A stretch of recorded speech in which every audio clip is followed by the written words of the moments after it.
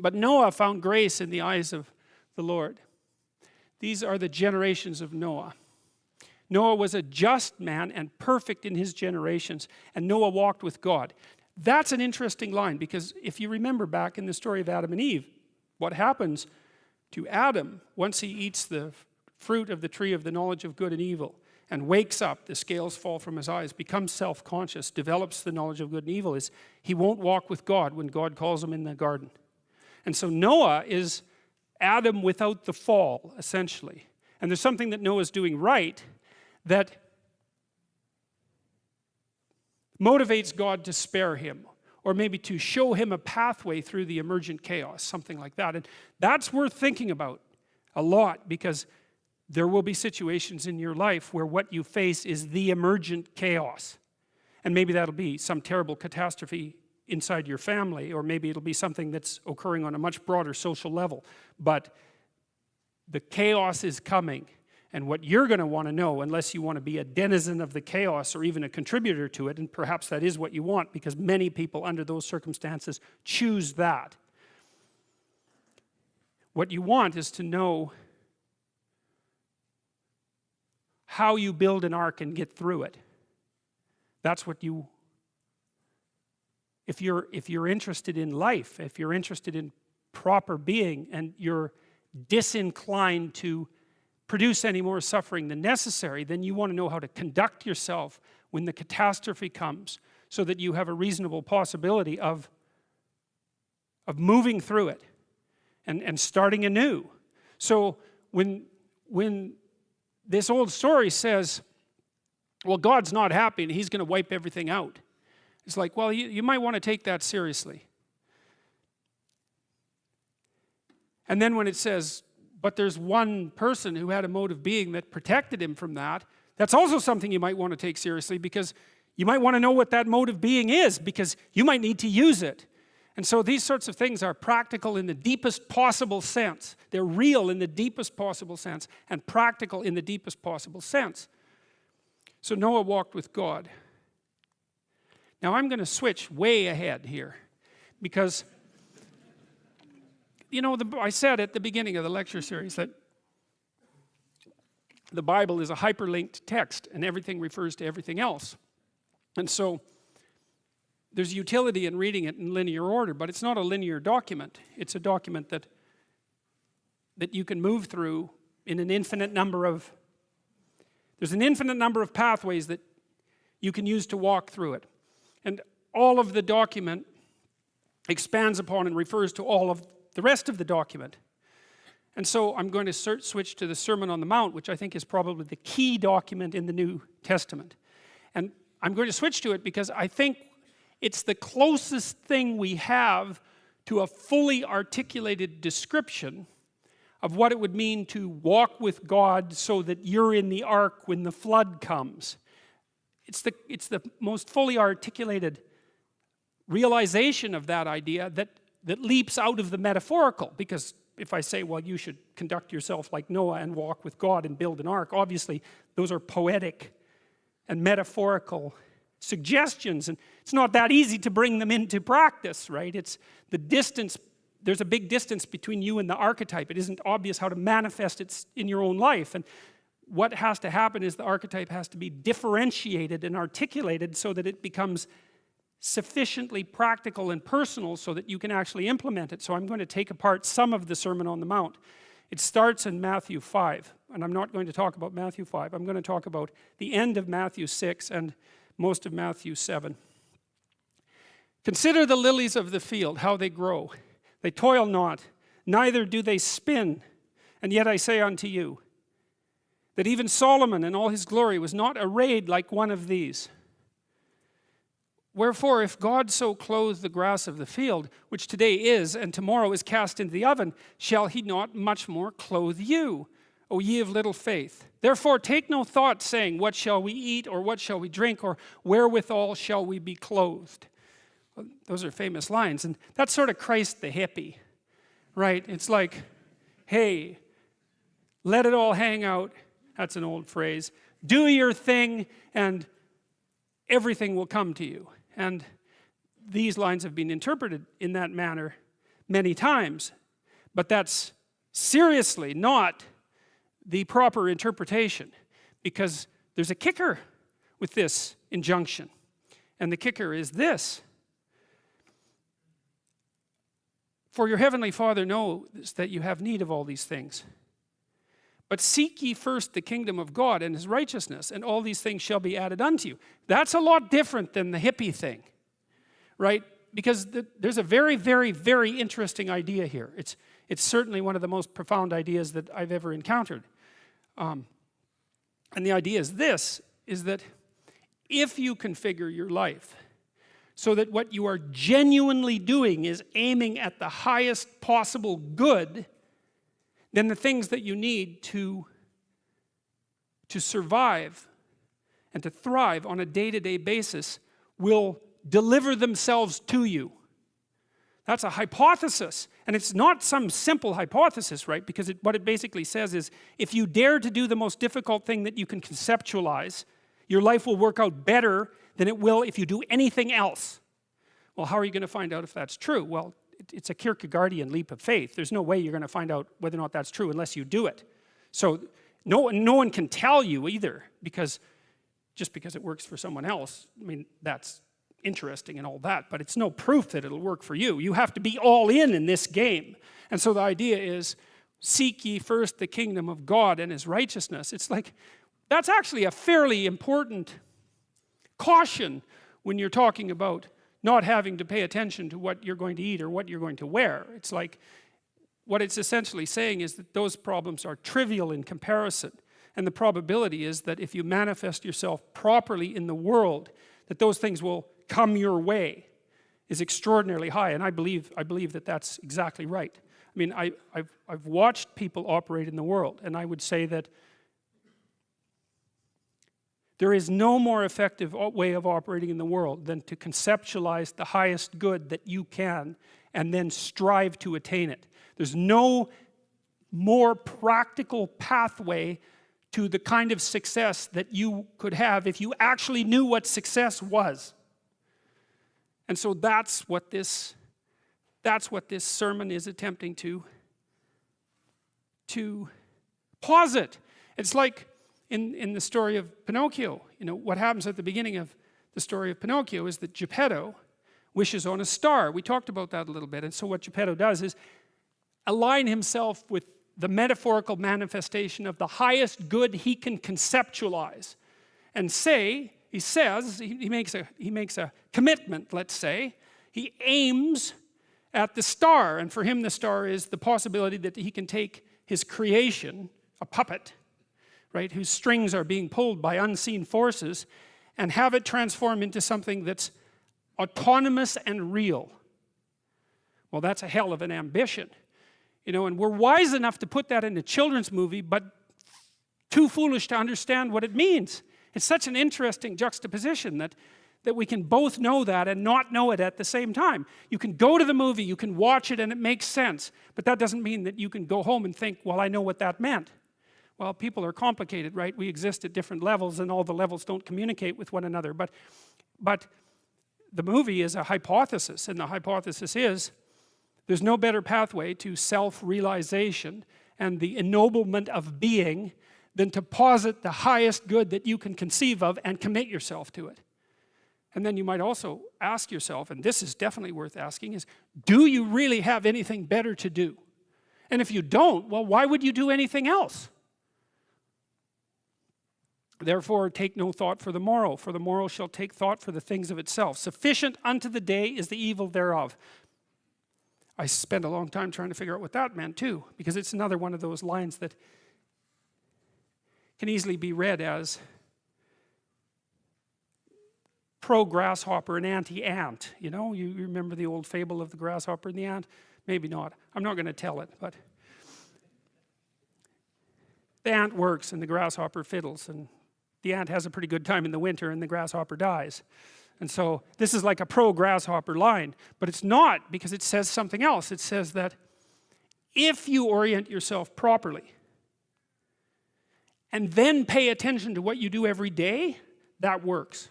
And I actually think that that's in accordance with what we have come to understand about human perception, because what happens is that the world shifts itself around your aim. Because you're a creature that has an aim. You have to have an aim in order to do something. You're an aiming creature. You look at a point and you move towards it. It's built right into you. And so you have an aim. Well, let's say your aim is the highest possible aim. Well then, so that sets up the world around you. It organizes all of your perceptions. It organizes what you see and you don't see. It organizes your emotions and your motivations. So you organize yourself around that aim, and then what happens is the day manifests itself as a set of challenges and problems, and if you solve them properly, then you stay on the pathway towards that aim. And you can concentrate on the day. And so that way you get to have your cake and eat it too, because you can point into the distance, the far distance, and you can live in the day. And it seems to me that that makes every moment of the day supercharged with meaning. That's how, because if everything that you're doing every day is related to the highest possible aim that you can conceptualize, well, that's the very definition of the meaning that would sustain you in your life. Well, and then the issue is, well, back to Noah. Well, all hell's about to break loose and chaos is coming. It's like when that's happening in your life, you might want to be doing something that you regard as truly worthwhile. Because that's what will keep you afloat when everything is flooded. And you don't want to wait until the flood comes to start doing that, because if your ark's half built and you don't know how to captain it, the probability is very high that you'll drown.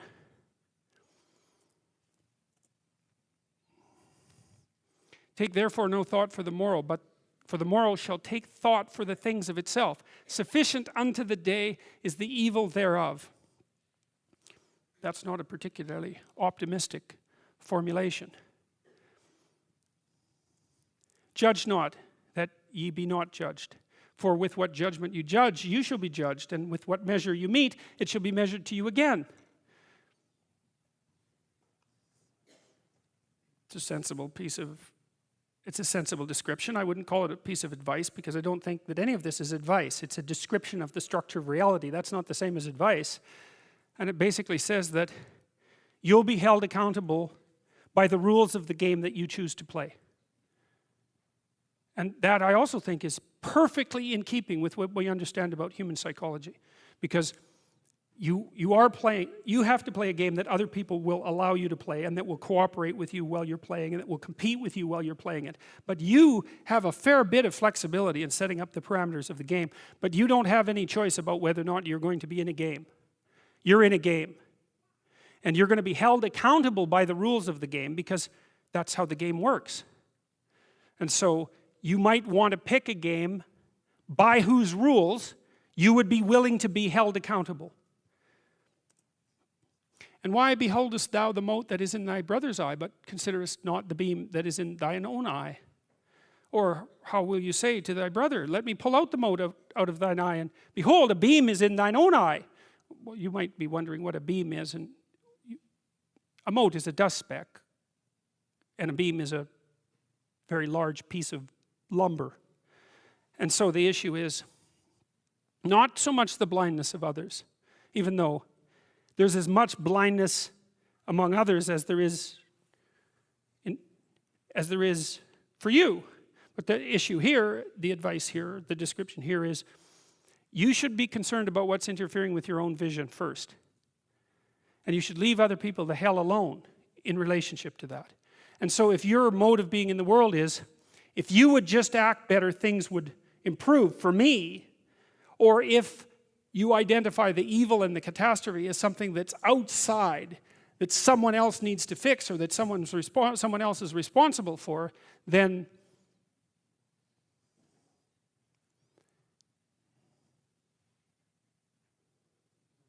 you're not going to fix that. And you're going to remain blind to the things that you're doing and not doing that make things not go well. And so it's just better to think, all right, I'm probably blind in many, many ways. And maybe there are some ways that I could rectify that, because it's highly probable that you're blind in all sorts of ways. I mean, in fact, it's virtually certain. And so it's just more useful to think, How is it that I'm wrong in this situation? I'll tell you something that I learned to do when I was arguing with my wife, which happened quite frequently. Because when you actually communicate with people, you find out that there's many things that you don't agree on. And that's because you're actually different creatures. And so if you're actually going to have a truthful conversation, then you're going to find out that you don't see things the same way. And then you can either pretend that that's not the case and gloss over it and then end up in a 30-year silent war, or you can have the damn fight when you need to have it and see if you can straighten it out. So now and then we'd get in a situation where we were at loggerheads, we couldn't move. And, you know, it would spiral up into hate speech, let's say. Because, yeah, everyone laughs because they know they manifest plenty of hate speech towards those they love. So one of the things we learned to do was, when we hit an impasse, was to separate and to go our own ways and to go sit and think, okay, look, we're at this unpleasant situation. We can't figure out how to move forward. I'd always think, of course it's her fault. Obviously it's her fault. At least 95%.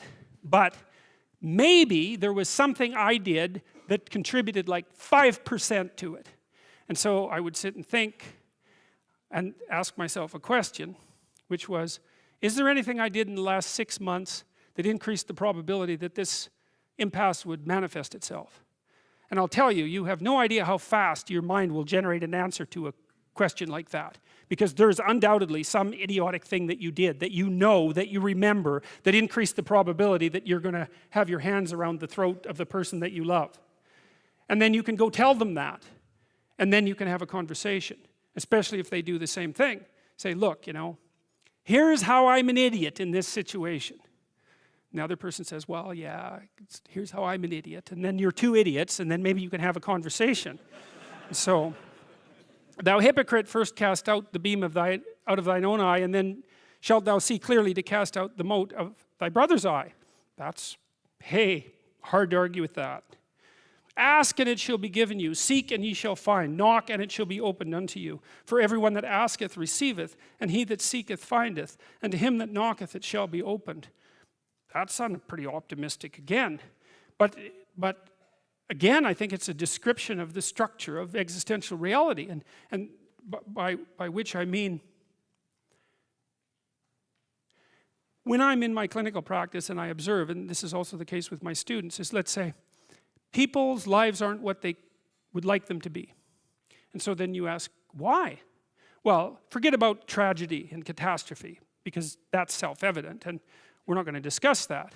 Although the degree to which you bring about your own tragedy is always indeterminate. But I would never say that every terrible thing that is visited on a person is something they deserved. I think that that's a very dangerous presupposition, especially because everyone gets sick and everyone dies.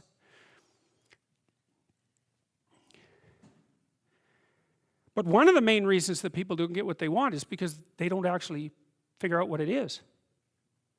And the probability that you're going to get what would be good for you, let's say, which would even be better than what you want, right? Because, you know, you might be wrong about what you want easily. But maybe you could get what would really be good for you. Well, why don't you? Well, because you don't try.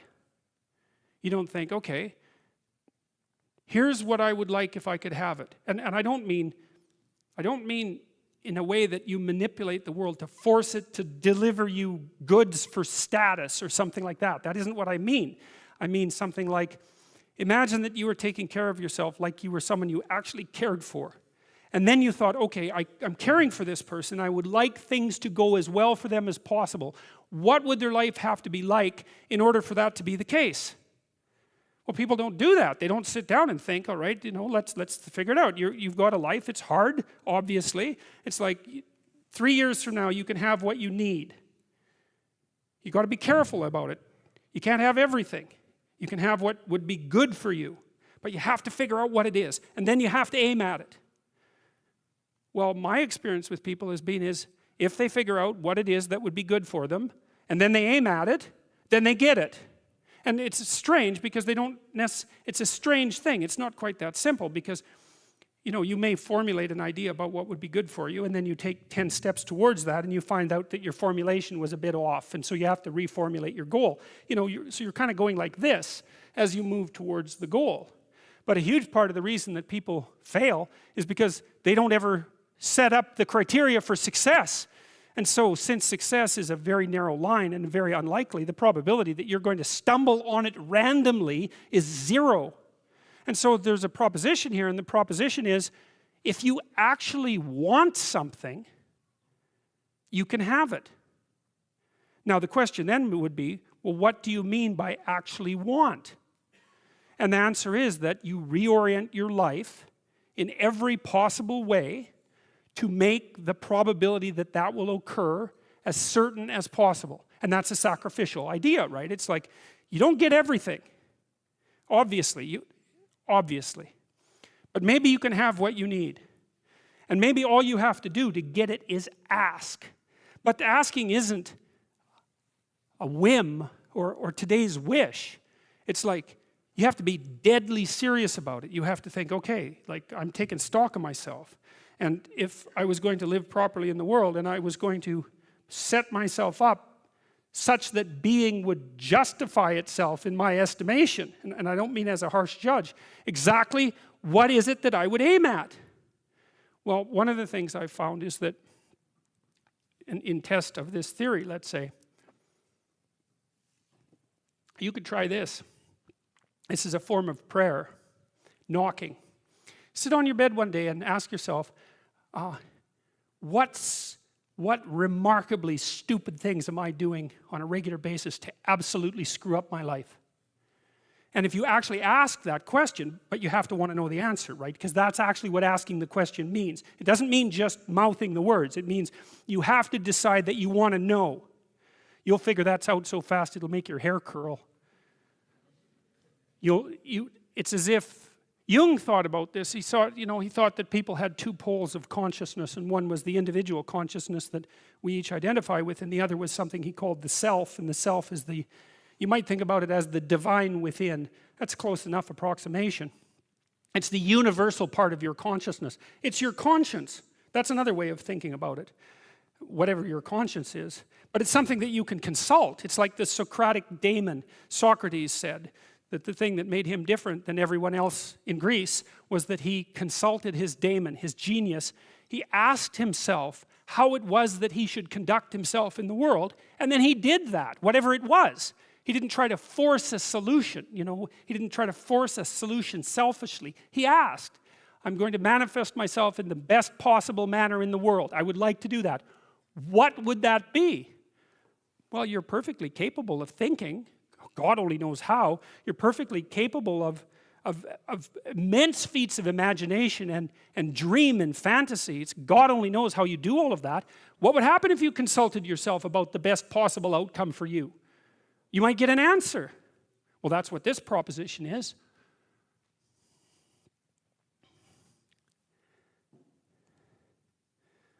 Or what man is there of you, whom if his son asks for bread, will give him a stone? Or if he asks for a fish, will give him a serpent? If ye, then, being evil, know how to give good gifts unto your children, how much more shall your Father, which is in heaven, give good things to them that ask him? Well, this is a question about the fundamental nature of being, I suppose. And one of the hypotheses in the New Testament, which is different, it's a different hypothesis in some sense than the one that structures the Old Testament, is that faith makes being good. It's a very interesting proposition, and so the notion would be, and it's an action-oriented issue as well. You act out the proposition that if you act properly in the world, that being will reveal itself to you as benevolent. But you will not know. You'll never know unless you do it. So this is a call to that. Act out the proposition that if you act properly, that being itself is benevolent.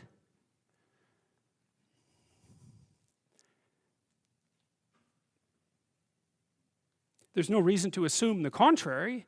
I mean, to assume the contrary would be to be as cynical and bitter as possible, and it's not like we don't have reason for that.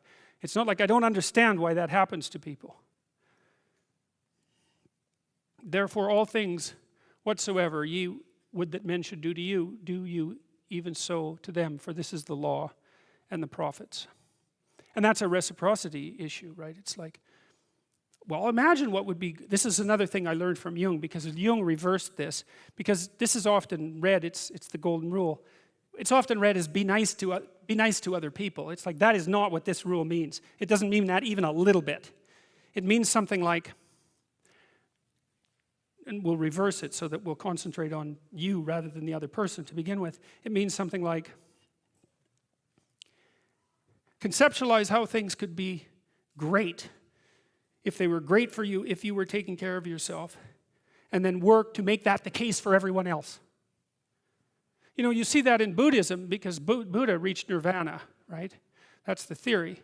And then he was tempted with the offer to stay there.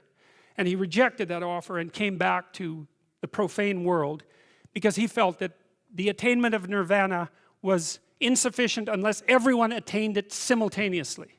And so it's something like that. But it's treat yourself properly.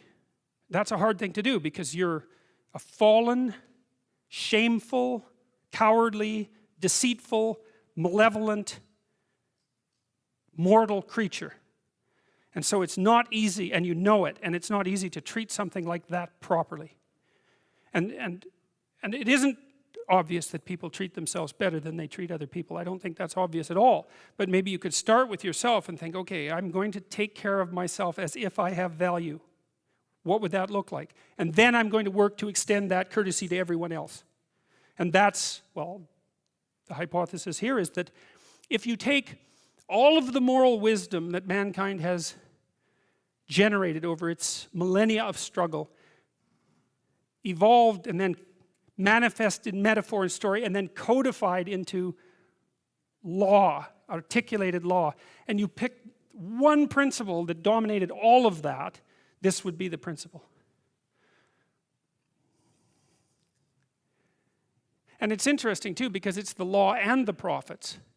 And the law is the rules, but the prophets are the process by which the rules are being updated, right? And so the prophets are superordinate in some sense to the law. And the proposition that's set forth in this particular statement is that this maxim, which is optimize your own mode of being and then work to do the same for everyone around you, is not only the thing that's at the core of the law, but it's at the core of the process that generates and updates the law. It's a hell of a thing for someone to say. Enter ye in at the narrow gate, because that's what straight means. Enter ye in at the straight gate, for wide is the gate and broad is the way that leadeth to destruction. Well, who in the world could possibly argue with that? Everyone in their right mind knows that there's a million ways of doing things wrong, and one way, if you're lucky, to do things right. And so the notion that it's a very, very narrow pathway that you tread upon if you're doing things right, that's wisdom. That's the line between chaos and order that you're supposed to be on constantly, right? It's a very, very thin line, because if you're a little bit too far in one direction, then it's too much chaos, and if you're a little too far in the other direction, then it's too much order. And both of those aren't good. The balance has to be exactly right. And you can feel that, and I truly believe you can feel that, and I think it's your deepest instinct. It's your deepest instinct, and I mean that biologically. I don't mean that metaphorically. I think that your psyche is arranged to exist in a cosmos that's composed of chaos and order. I think that's why you have the hemispheric structure that you have. This is deeper than metaphor. And then when you feel as if you're meaningfully engaged in the world, when the terror of your mortality strips away and you're engaged and it's timeless, that's the deepest instinct you have telling you that you're in the right place at the right time. And then what you do is practice being there. Practice being there. And that's that narrow spot that's so difficult to find. You wander around it. Maybe if you're lucky, you can watch. You can watch. This is an experiment. Watch yourself for 2 weeks. Like you don't know who you are, because you don't. So watch yourself for 2 weeks and notice there's going to be times when things are proper. They're arrayed properly for you. It's not easy to notice, because when they're arrayed like that, you're so engaged, you don't exactly notice, you know. But you'll see, oh, I'm in the right place. It's like, okay, how'd I get here? What am I doing right? You know, how is it that this could happen more often? I'd like this to happen more often. How would I have to conduct myself in order for that to happen more often? And then you practice that, and then maybe instead of 10 minutes a month or 10 minutes a week, it's like 15 minutes a day, and then it's half an hour a day, and then it's an hour a day, and then it's 4 hours a day. And maybe if you're extraordinarily careful, then you get to a point where you're like that a good proportion of the time. Because straight is the gate and narrow is the way which leadeth unto life, and few there be that find it. Beware of false prophets which come to you in sheep's clothing, but inwardly they are ravening wolves. Well, that's particularly good advice for today's political situation, I can tell you. Ye shall know them by their fruits. Do men gather grapes of thorns or figs of thistles?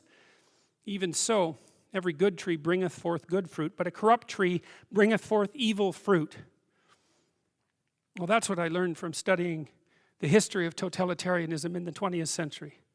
Is that a corrupt tree brings forth evil fruit. And that's for sure. And it's so funny, you know, people who think, when they're thinking about their relationship with divinity or their relationship with God, they think it's a primitive and childish way of thinking. What if a miracle just manifests? Why can't a miracle just manifest itself? And I would be convinced. And the funny thing is first of all, actually you wouldn't be. If a miracle actually happened, you would actually forget about it in about 6 months. I mean, you'd think that's not true, but it's true. You would actually forget about it because that's what people are like. But there are negative miracles that are happening all the time, which actually lends some credence to my supposition, and we don't pay any attention to that. If we can't learn from what happened in the 20th century, then we are absolutely incapable of learning. Because what happened in the 20th century was as bitter a set of lessons as you could possibly imagine. And it's associated precisely with this. A corrupt tree bringeth forth evil fruit. A good tree cannot bring forth evil fruit. Neither can a corrupt tree bring forth good fruit. Every tree that bringeth not forth good fruit is hewn down and cast into the fire. Well, that's a flood motif right there. It's like we're constantly the archetype of the tree. That's the archetype of being. It's the archetype of the self often. What's the warning here? It's that if you're mostly dead wood, you're going to burn up. And you can think about that metaphysically. You can project that into eternity, and you can think about that as a form of hell. And the funny thing is that when that's happening to you in real time, it is like an eternity in hell.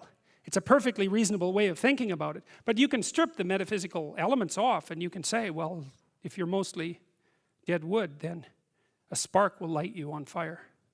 And that's also very much worth thinking about. Wherefore by their fruits shall ye know them. Not everyone that saith unto me, Lord, shall enter the kingdom of heaven, but he that doeth the will of my Father, which is in heaven. That's an interesting line, I think. I mean, one of the proper critiques of traditional Christianity, maybe this is the sort of critique that Nietzsche put forth, was that Christianity had degenerated in its moral mission. Jung was a little bit more sympathetic, and I'll tell you why in a minute, but Nietzsche's idea was that Christianity had lost its way when it generated the presupposition that humanity was saved in some final sense by the sacrifice of Christ. It meant that the work was already done, and I'm being harsh in my judgment for the purpose of rhetorical simplification, but the idea was that if you just professed faith that had already occurred, then you were granted eternal salvation. It's like, well, it's not so straightforward, and I think that's what this line actually represents. It says, how do you enter into the kingdom of heaven? And again, you can think about that under the aspect of eternity, or you can think about it as a psychological statement, and the answer is quite straightforward, is that you do what Noah did to make him immune from the flood. And that's to walk with God. And that's what this sermon is about. It's laying out the practical elements of that. And the practical elements are aim at the highest possible good and play that out in the world, and then you may have the opportunity to inhabit the highest possible good that you're positing into existence. Perhaps not, but you can't think of any more practical way of going about that. I mean, if you build a house, then maybe you can live in it. If you don't build a house, you're not going to be able to live in it. If you build a good house, then you'll be able to live in a good house. And if you build a perfect house, then maybe you can live in a perfect house. But if you just say that the house has already been built for you, and that you can just say that the house is being built for you, well then the probability that you're going to be able to live where you need to live is, there's no probability that you're going to be able to live where you need to live. Many will say to me in that day, that's the judgment day, Lord, have we not prophesied in thy name? And in thy name have cast out devils, and in thy name done many wonderful works. And then I will profess unto them, I never knew you. Depart from me, you that work iniquity. See, that's judgment day, you know. That's an archetypal idea. And partly it's archetypal because every day is judgment day. And the part of you that's equivalent to the logos, say, the part of you that's your own ideal, sits in eternal judgment on your iniquity. And that's the source of guilt and shame and withdrawal, and then resentment, and then murderousness, and then genocide. It's because you can intuit the ideal, and the problem with intuiting the ideal is that an ideal is always a judge. There's no difference between an ideal and a judge. And so you're eternally judged by your own ideal. If you have no ideal, well then you've got no direction and no meaning in your life. And then of course, the more extreme the ideal, the harsher the judge. That's actually why Jung was very curious about why the book of Revelation was tacked on to the Bible, because the book of Revelation, that's a very weird book. And you know, in the Gospels, Christ is, I would say, perhaps primarily merciful. There's maybe a war in his character between truth and mercy, but it's one of the two, perhaps mercy. And Jung's observation was the gospel Christ was too merciful. And that's why the book of Revelation was tacked on to the New Testament, because in the book of Revelation, Christ, who's the ideal, who's above the pyramid, right, the transcendent ideal, is nothing but a judge, and everyone fails. And of course, the ultimate ideal is the ultimate judge. And so that's the archetypal reality there. And you can say, well, I don't want to be judged, and so I'll dispense with the ideal. But then you're Cain, because Cain is exactly the person who dispenses with the ideal. And so there's no escaping from it. There's no escaping from eternal judgment. That's the archetypal story. You know, people put a lot of work into these representations, you know. And there's thousands of them. They weren't messing around. These are serious pieces of work. You know, we don't understand them, but that doesn't mean that the people who created them didn't know what they were doing. These were geniuses who created these pieces of work. It's not like they understood in an articulated manner exactly what they were trying to represent. But what they were representing were the metaphors at the core of our culture. To the degree that our culture is functional and good, these are the metaphors upon which it's founded. And they're not for the faint of heart, you know. You say religion is the opiate of the masses. It's like, yeah, then how do you explain this? Exactly. You know, because if it was opiates you're after, you might just get rid of that panel. Especially when the other thing that's so interesting about the proposition, if you look at Revelations, and in Revelation, and you look at the judgment, almost everyone ends up on the right side of this panel. So if you were just conjuring up some sort of pathetic wish fulfillment, why in the world would you tilt the scales in that manner? You think that's supposed to make people feel good? I don't think so. There's almost nothing about this picture that should make people feel good. It should, if you understand it properly, it should terrify you to the depths of your soul. That's what the picture is for. Therefore, whoever heareth these sayings of mine and doeth them, I will liken him unto a wise man which built his house upon a rock. And the rain descended, and the winds blew, and the floods came and beat upon the house, and it fell not, for it was founded upon a rock. And everyone that heareth these sayings of mine and doeth them not shall be likened unto a foolish man which built his house upon the sand. And the rain descended, and the floods came, and the winds blew and beat upon that house, and it... Oh, I made a mistake. And it fell, for it was founded upon sand. And it came to pass, this is a very interesting line. now and then you run across lines in this particularly happens in biblical settings. You run across lines that you cannot believe actually exist. You cannot imagine how someone could have imagined up and conjured up the line. And these two lines are like that as far as I'm concerned. And it came to pass when Jesus had ended these sayings that people were astonished at his doctrine, for he taught them as one having authority and not as the scribes. And that's something so interesting, because that was another thing that really I didn't really appreciate about the churches that I attended to, and that would be that the lessons were taught by scribes, and the words were mouthed, but there was no power in them. There was no meaning in them. It was as if, well, it was like when I was 20 years old and I was saying all these things I didn't mean. They were words that sounded good. They were like gilded cloth, I suppose, that you can wrap around yourself, but there's no substance to them. And there's a big difference between listening to something that has substance and listening to something that is spoken because it sounds like it should sound good. And this line says that whoever spoke the lines that we just described was someone who sounded like he knew what he was talking about, and not someone who was just repeating something for the sake of sounding good. And it certainly seems to me that the lines that we just reviewed have the awesome impact of authority